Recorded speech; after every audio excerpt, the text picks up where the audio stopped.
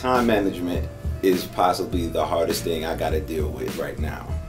So, I mean, you know, me trying to spend quality time with my wife and trying to dedicate as many hours as I possibly can to learn a new profession, it's tough. I mean, it was one thing when I was just, you know, just MCing, going to the studio, doing my verses, you know, I do those in one take, and, you know, 1 or 2 takes and I'm out, you know, so that was easier to juggle.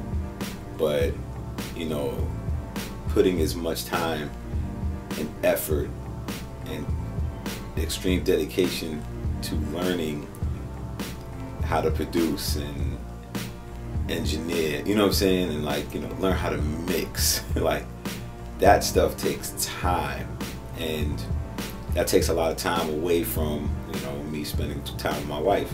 Now granted, you know, I built the, I got the situation set up in the house, you know, in like in another bedroom, so I could be home instead of being at, you know, at another site at the studio where like I gotta physically leave the house and go there, and then that just takes away more time.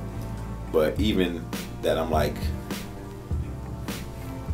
5 feet away from bedroom to living room, you know, it's still a distance because of I'm in here trying to focus, the door's closed, and, you know, I mean, it's accessible, it's not like the door's locked or nothing like that, but she, you know, respects the time and effort that I'm putting into doing this. But, you know, I definitely understand, you know, we have to spend more time with each other, and, you know, I'm slowly getting better at that, you know, definitely. I think what I have to, you know, what I started doing was getting off my phone. Social media takes away so many hours away from you. So I just recently got rid of like my personal Facebook, so now it's just Golden Era, and, you know, I only post I only post Golden Era music information on there. So if it's like a video coming out, you know, a CD coming out, you know, new artist, you know, new writer to the site, you know, pertinent information to the label, that's it. But it won't be just random, you know, Chaundon moments. So I got rid of that. So all that's left is Instagram and Twitter. But like now I really kind of put the phone down and, you know, pay more attention to my wife. You know what I'm saying? Social media, it'll get you every time.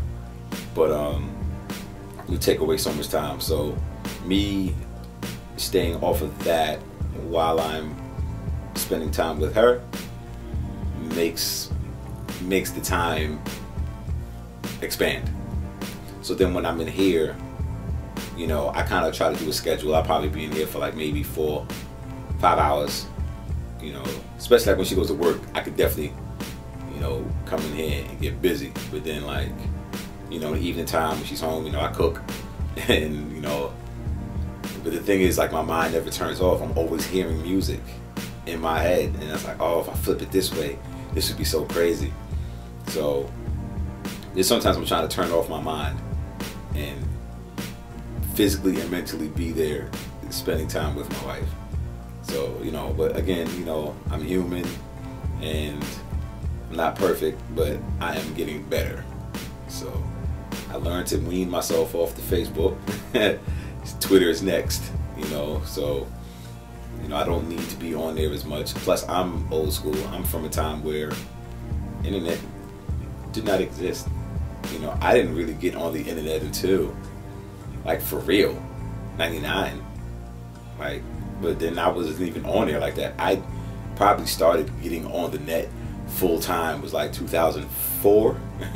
You know what I'm saying? Like, for real, like getting on these, you know, message boards and all of that. And now that, you know, stuff like Twitter has popped up like that, it's crazy. But, you know, I'm getting off of that. That's a drug.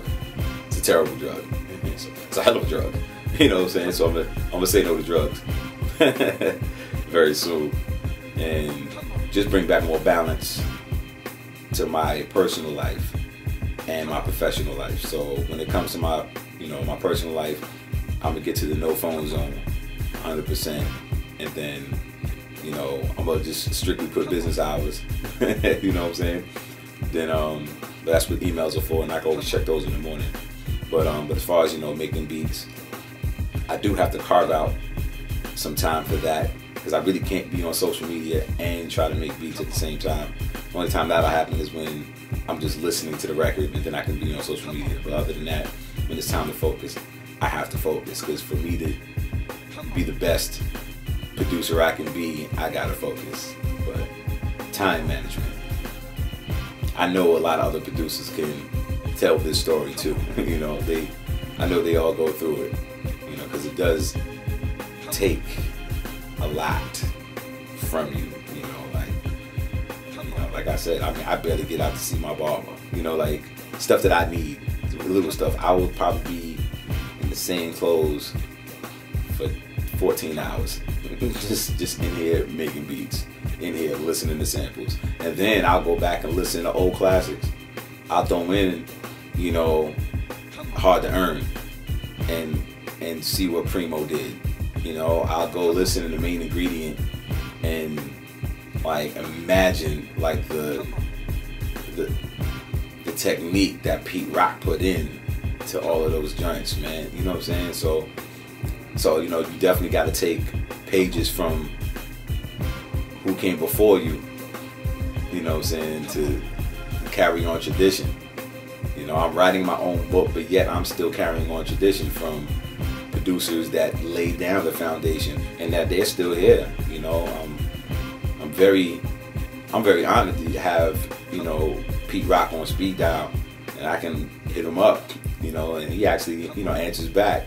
So, you know, I've yet to, you know, hit him up on some, you know, how does this work? You know, I actually want to go back to New York and sit down with him on that one. I'd rather do that. Or next time he's in North Carolina, because he'll come down here and do an event with Ninth or whatever. So, you know, next time I'm just take a good hour of his time. You know what I'm saying? But time is a precious thing.